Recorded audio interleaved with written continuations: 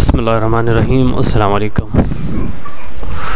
Okay जी, तो हमने last video में web API token based authentication के बारे में डिस्कस किया था फर्स्ट पार्ट के अंदर, और ये हमारा सेकंड पार्ट है जिसके अंदर हम इसको थोड़ा सा मज़ीद एक्सप्लेन करेंगे और प्रैक्टिकल इम्प्लीमेंटेशन की तरफ स्टार्ट हो जाएंगे। चलें, तो जनाब मैंने एक डीबी अपना दिखा दिया था और डेटाबेस के अंदर जैसा कि बता दिया था कि ये हमारे टेबल्स हैं, टेबल है, ये एक ही है, और इसके अंदर यूज़र नेम, पासवर्ड और इनके रोल्स डिफ़ाइन है और यूज़र ईमेल आईडी डिफ़ाइन है। ठीक है, और फिर हमने लास्ट टाइम जो डेफिनेटली आपको पिछली वीडियो देखनी पड़ेगी कि हमने कुछ स्टेप्स किए थे, हमने कुछ लाइब्रेरीज ऐड की हैं, फिर मॉडल अपना ऐड किया और यहाँ पर हम स्टॉप हो गए थे। तो ऑनवर्ड आज हम इससे कंटिन्यू करेंगे, और तो चलें स्टार्ट करते हैं इसको। ओके जी, तो फर्स्ट ऑफ़ ऑल अब मुझे क्या करना है, अपने प्रोजेक्ट के अंदर एक रिपॉजिटरी क्रिएट करनी है, यूज़र की रिपॉजिटरी, जिसके अंदर मैं उसके लॉगिन की लॉजिक लिखूँगा। यानी लॉगिन मतलब उसकी ऑथेंटिकेशन लॉजिक के पहले तो देखिए दो चीज़ होती हैं, कहते हैं ऑथेंटिकेशन, ऑथराइजेशन। अच्छा, तो इस चीज़ को अगर एक्सप्लेन करना हो तो ऑलरेडी मैं एक चीज़ कर चुका हूँ पहले। अपने पास मैं ब्लॉग्स लिखता हूँ, तो .NET कोर कम्युनिटी blogspot.com के ऊपर आप आएँ, मैंने ऑथराइजेशन एंड ऑथेंटिकेशन के बारे में लिखा है। If you want to read the in detail then that would be good for you, but मैं ट्रैफिक के लिए नहीं कह रहा कि आप मेरे ब्लॉग के ऊपर जाएं, बट मैंने ख़ुद लिखा है और ऑब्वियसली आसान लिखता हूँ मैं, तो मेरे अकॉर्डिंगली तो आप डेफिनेटली इसको देखें, तो थोड़ा सा आपको इस चीज़ के बारे में आइडिया देगा। बट साथ में मैं भी आइडिया दूँगा, और ब्लॉग को खोलने का रीज़न ये है कि ताकि मुझे एक सामने तस्वीर मिल जाए जिसको मैं बता सकूं देख के। तो और दूसरा ये कि ASP.NET कोर्स से रिलेटेड बिल्कुल बेसिक्स जो हैं मैंने यहाँ पर काफ़ी गाइडलाइन दी हुई हैं, इनके ऊपर वीडियोस भी बना रहा हूँ, बट मैं स्टॉप हो गया था किसी वजह से, तो इनके ऊपर भी वीडियोस बनाऊँगा मैं। अच्छा, ऑथराइजेशन एंड ऑथेंटिकेशन, तो देखिए ये दो अलग अलग चीज़ें हैं।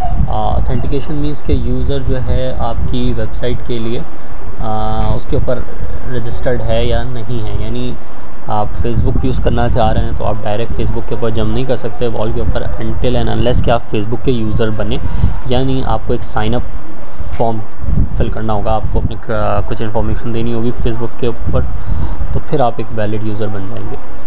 तो आपको ईमेल और पासवर्ड आप उसमें अपना सेट करते हैं, तो जब आप लॉगिन कर रहे होते हैं तो यूज़र आपको फेसबुक क्या करता है, ऑथेंटिकेट करता है, यानी चेक करता है कि भाई ये जो आईडी और पासवर्ड डाल रहा है, ईमेल और पासवर्ड डाल रहा है, वो ऑथेंटिकेटेड हैं या नहीं है, यानी हमारे सर्वर्स के ऊपर या हमारे डेटाबेस के ऊपर ये रिकॉर्ड है या नहीं है। तो इस प्रोसेस को हम कहते हैं ऑथेंटिकेशन।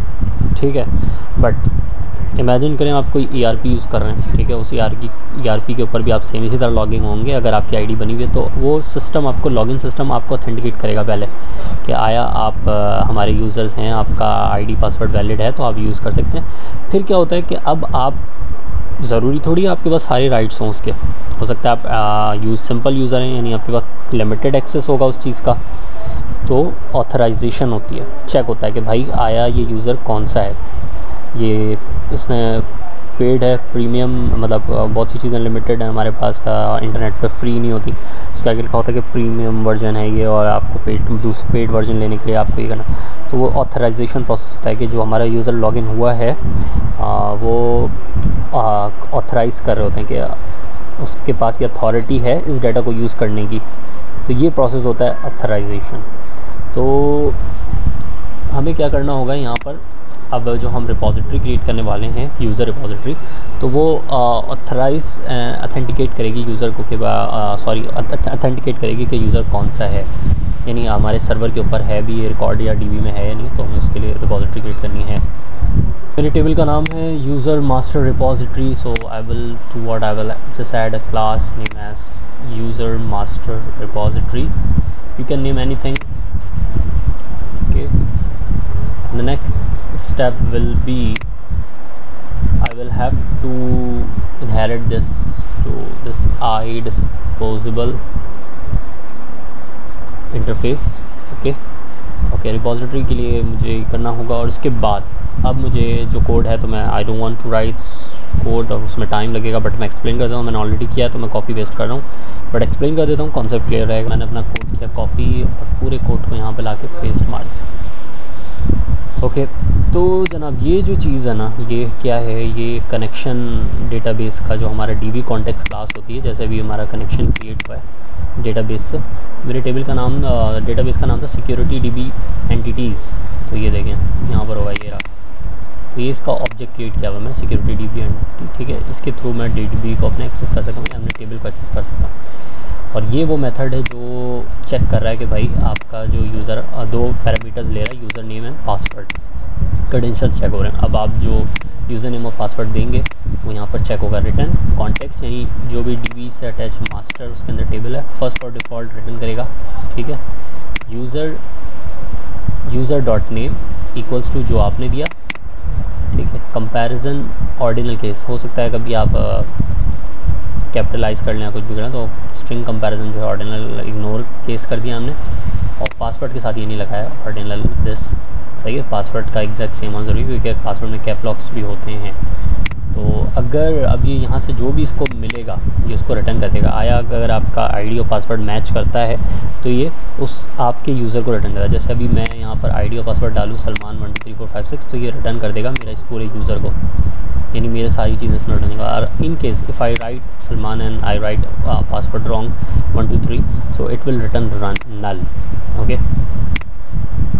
तो एक ये repository, step number 1, keep remember this thing, you will have to add a repository name as user master repository. You can name anything, I have the table name as user master, so I just added this user master repository. Okay, the next step, I will have to add another class which will be for the authorization of the user. So I will add a new class name as this.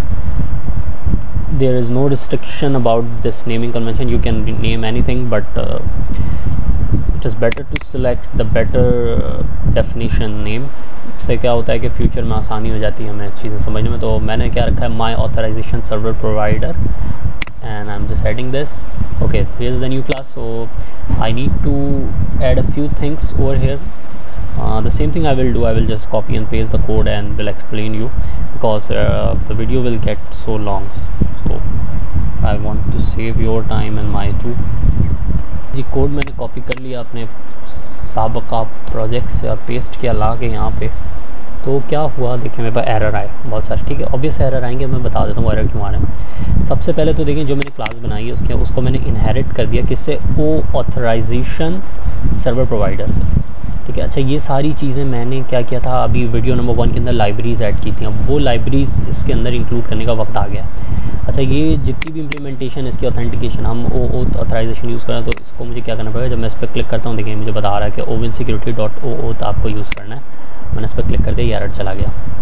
Okay, async call हम चाह रहे हैं, तो हम यहाँ पर इसको threading भी यूज़ कर लेंगे, okay. And the error goes of, very fine. Okay, so here is the method to validate the client authentication. Okay, यहाँ पर हमारे पास एक मेथड है जो चेक करेगा हमारी क्लाइंट वैलिडेशंस। ओके, और यहाँ पर अच्छा क्लेम आइडेंटिटी भी यूज़ करना है, मैं system.security.claims। तो आप देख लें ये नेम स्पेसेस को गौर से, so this will make your life easy. ये सारे नेम स्पेसेस आप ऐड कर लें पहले ही, तो फिर आसानी हो जाएगी। और मैं कोड की फ़िक्र ना करें, मैं ब्लॉग लिखूँगा, या फिर आप वीडियो देख के कोड कर लें, या फिर मैं ब्लॉग लिख के आपको ये कोड दे दूँगा। तो अच्छा ये मेथड है हमारा वैलिडेट क्लाइंट ऑथेंटिकेशन। ये एक ऑब्जेक्ट ले रहा है OAuth validate client authentication context का, और यहाँ पर इसके अंदर हमने चेक किया है context.validate। ओके, अच्छा जी, यहाँ पर जो सेकंड मेथड है ये पैरामीटर ले रहा है grant resource owner credentials, OAuth grant resource owner credential context, और ये कॉन्टेक्स्ट हमने क्लास में नहीं। अच्छा शुरू में ये हो रहा होगा कि अभी आपको ये थोड़ा सा अजीब सा लग रहा होगा, यार ये ऑथराइजेशन की क्लास कहाँ इस्तेमाल हो रही है, कैसे चल रही है, तो फिक्र ना करो यार, अभी बस समझ लो कि सिंटैक्स मुझे ऐसे लिखना है, ठीक है। अभी थोड़ा सा हम एक स्टेप आगे जाएंगे ना, आपको समझ में आ जाएगा कि क्यों कर रहे हैं। अच्छा ये देखो, ये बना लिया यूज़र मास्टर रिपॉजिटरी। ओके, ये you know this thing better, अभी हमने ये क्लास बनाई है पीछे थोड़ी देर पहले। ओके, सेव कर लो इसको, भाई सेव नहीं किया था, यहाँ स्टैटिक साइन आ रहा है। तो देखो इसका ऑब्जेक्ट बना रहे हैं, और इसके अंदर हमने एक मेथड बनाया हुआ था वैलिडेट यूज़र, देखो उसको हमने यहाँ कॉल किया और यहाँ पर हमने क्या किया, context dot user name context dot password, यानी इस वाले कॉन्टेक्स्ट से जो यूज़र नेम और पासवर्ड आ रहा है उसको यहाँ पे पास किया, मेथड यहाँ पे इसके अंदर कॉल हो रहा है। और चेक किया कि अगर यूज़र नल है, जैसे कि मैंने बताया था, अगर यूज़र के आपके आईडी पासवर्ड गलत होगी तो रिटर्न क्या होगा, नल रिटर्न है, तो वो रिटर्न ये कर देगा कॉन्टेक्स्ट डॉट सेट एरर, यानी ये एरर आ जाएगा हमारे पास कि इनवैलिड ग्रांट, आपने यूज़र और पासवर्ड गलत डाला है।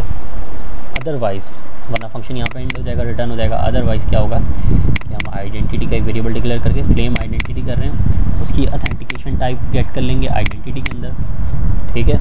उस आइडेंटिटी के अंदर हम उसका यूज़र का जो भी रोल है, मोर देन वन रोल भी हो सकते हैं, जैसे कि आप देख सकते हैं डीबी में यहाँ एडमिन है, यूज़र है, सुपर एडमिन है, एडमिन स्लैश, तो उसके जितने भी रोल्स हैं वो सारे इसमें आ जाएंगे, उसका यूज़र नेम आ जाएगा, उसका ईमेल आ जाएगा।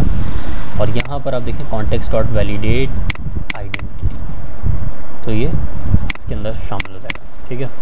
अब नेक्स्ट स्टेप हमें क्या करना है, ये कॉल कैसे होगा भाई, हम तो सिंपल लॉगिन बनाते हैं, एक फॉर्म एक्शन बनाते आए MVC के अंदर, और वहाँ पर हम ये सिंपली एक्शन रिज़ल्ट वाले जो हमारे मेथड उन पे कॉल कोड कर लेते हैं। बट ये क्या भला है कि हमें क्लास बनाइए और दिस, तो भाई अब हमें क्या करना पड़ेगा, ये हमारे पास एक ऐप स्टार्ट नाम की एक फ़ोल्डर होता है, इसके ऊपर राइट क्लिक करके ना आपको क्या करना है, इसके ऊपर ऐड करना है, और ये होता है ओविन स्टार्टअप क्लास। अगर यहाँ नहीं आ रहा है तो न्यू आइटम पे जाके यहाँ पे लिखना ओविन, और ये आ जाएगी startup class. So you will have to write the name as startup instead of writing startup1.cl because this doesn't make any sense. Okay, just add this class, you will get this. Okay, fine. Assembly open start type of app.start.startup, so never touch it, let it be the same as it is. So we'll have to configure this method. We have a method name as configuration, so we have to configure all the thing in this method. So the same thing I'm going to do, I will copy and paste the code and will explain you that will make your time safe. I have copied and I'm going to replace this startup class from my copied code and paste it. A few error will I will get. Okay, as you can see I am getting this error, OAuth authorization server option. When I click on this, a namespace will be added, don't worry about this. Another namespace is required, and HTTP configuration. Okay, fine, everything is fine. Okay, you don't have to understand this code, it is not necessary, but okay, let me. This line of code is doing what it is allowing the cross origin, as we see in the previous part. हमने पिछले part के अंदर देखा था कि cross origin resource sharing कैसे होती है, कि अगर आप अपनी API को किसी दूसरे क्लाइंट एंड से हिट कर रहे हो वो ब्लॉक हो जाती है रिक्वेस्ट, सही है। तो क्रॉस ओरिजिन को हमने अलाउ कर दिया, allow for all, as you can see allow all, ठीक है। अब ये कहीं से भी कोई भी क्लाइंट रिक्वेस्ट कर सकता है, बट क्लाइंट रिक्वेस्ट कर सकता है मगर अब क्लाइंट फंसेगा कहाँ पे, अगर क्लाइंट के पास ऑथराइजेशन करेक्ट नहीं होगी तो उसको टोकन नहीं मिलेगा। टोकन उसको कहाँ से मिल रहा है, ये लाइन ऑफ कोड है जिसको वो हिट करेगा और टोकन को गेट करेगा।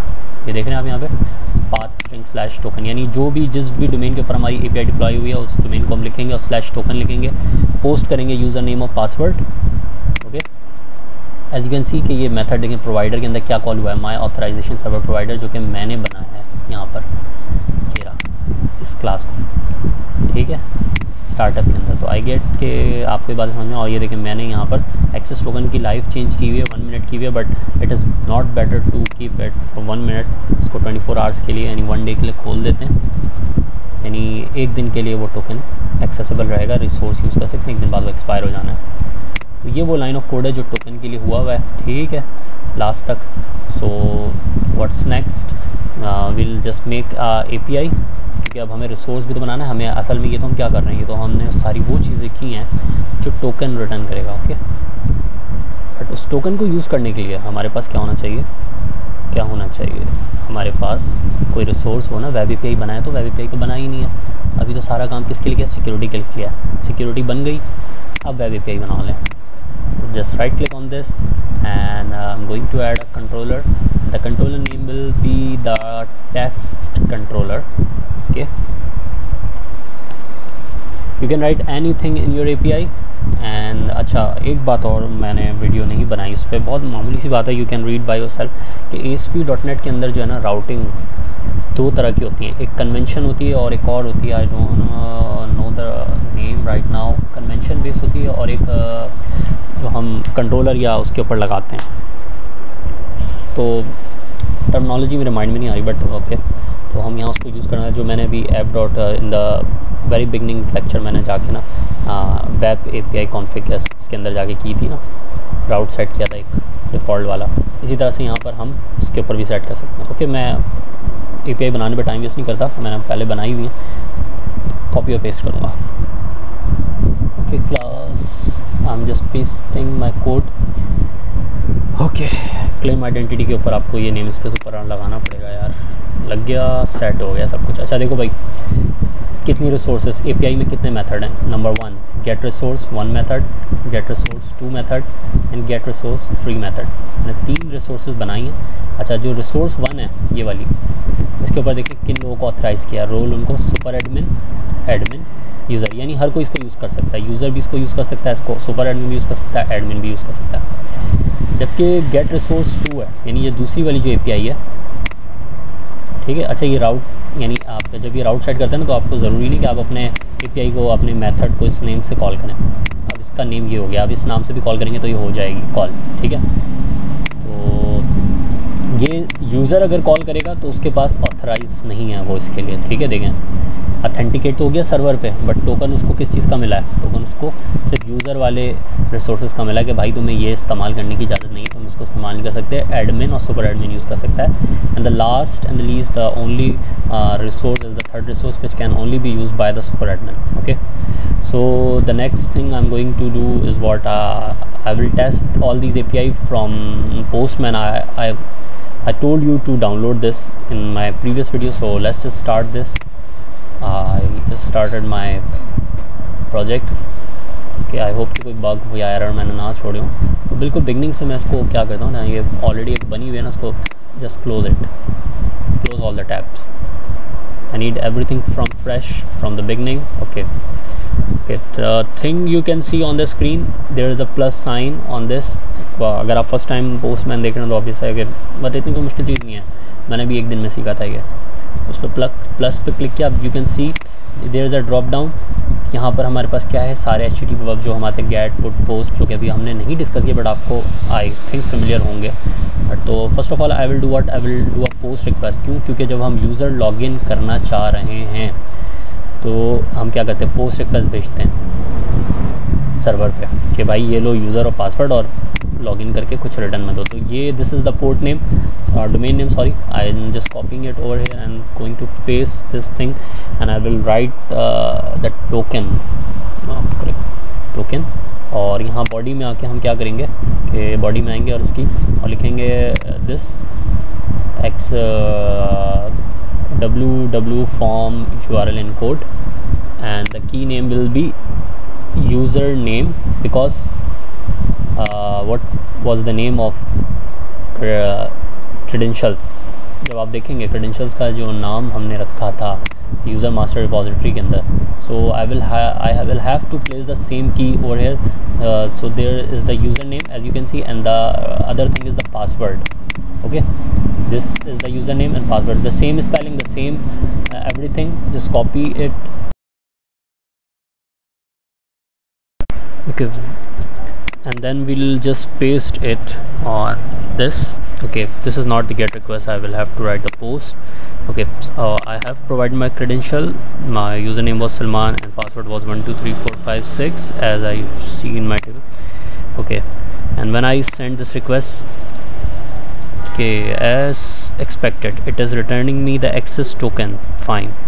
अच्छा, अब ये करते हैं कि बिना टोकन के ना हम API को यूज़ करके देखते हैं, बिना कोई तो हमारी API जो है उसके अंदर जो है टेस्ट कंट्रोल, ये टेस्ट कंट्रोलर है, this is the test controller. और अभी हम बिना किसी टोकन के डायरेक्ट इसको यूज़ कर रहे हैं, यानी जस्ट हम यहाँ पर आ रहे हैं, पेस्ट करते हैं, सही है, API रिसोर्स और एक गेट रिक्वेस्ट है। और जब हम बिना टोकन के इसको करते हैं तो देखें क्या होगा। Okay, Actually I have provided this in my header, so I'm removing this header, and when I send this without, as you can see, देखें मैसेज क्या आया, ऑथराइजेशन हैज़ बीन डिनाइड। क्योंकि उसने जो मुझे एक्सेस टोकन दिया था, मतलब एक्सेस टोकन के बगैर मैंने इस्तेमाल किया ना, यहाँ एक्सेस टोकन मैंने हेडर के अंदर नहीं भेजा, डायरेक्ट रिसोर्स 1 चाहे रिसोर्स 2 हो या रिसोर्स 3 हो, कोई भी मेथड हो, मैं उसको एक्सेस नहीं कर सकता अनटिल एंड अनलेस कि मैं एक्सेस टोकन यूज़ करूँ। अच्छा, अब मैं क्या करूँ, अब मैं यूज़र से लॉगिन तो कर लिया था, रिसोर्स 1 यूज़ करता हूँ, और ये देखें यहाँ पर आपको आना है हेडर के अंदर आपने यहाँ पर खुद से लिखना है ऑथराइजेशन, तो ये सजेस्ट कर देगा द पोस्टमैन के अंदर, यहाँ पे there is an option to suggest authorization, और फिर यहाँ पे आके आपको क्या करना है, लिखना है बैरियर। एक्चुअली मैंने ये कर दिया था बट वीडियो में ऑडियो रिकॉर्ड नहीं हुआ, तो I have to edit this thing again and I am recording this again. तो फर्स्ट टाइम में काफ़ी अच्छा हो गया था रिकॉर्ड, बट प्रॉब्लम हो गई। चलो अच्छा, बैरियर लिख के आपको स्पेस दे के ना अपना टोकन, जो भी आपको टोकन मिला था उसको आपने पेस्ट कर देना है। तो मैंने पेस्ट कर दिया। अब जब मैं देखें रिक्वेस्ट सेंड करूँगा ना, तो ये देखें ये इसने रिटर्न कर दिया hello Salman, that means I am using my resource 1 get resource. देखें ये क्या रिटर्न करा है, हेलो आइडेंटिटी डॉट नेम, जो भी आपके यूज़र का नेम होगा वो आपके पास आ जाएगा।